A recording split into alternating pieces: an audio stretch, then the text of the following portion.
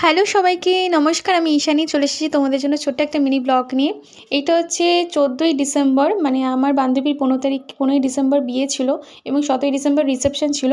তো ওই 14ই ডিসেম্বর বিয়ের আগের দিন মেহেন্দির অকেশন সেরেমনি করেছিল ওর বাড়িতে। তো ওর বাড়িতে চলে গেছিলাম আমি আর আমার বান্ধবী, দেখো। আর সেখানে গিয়ে দেখি ওর মেহেন্দি আর্টিস্ট তো আসেইনি, যার বিয়ে ওই যে ওইদিকে যে হাই ওঠাচ্ছে বাচ্চাটাকে কোলে নিচ্ছে, ওর কিন্তু বিয়ে পরের দিন 15ই ডিসেম্বর বিয়ে ছিল।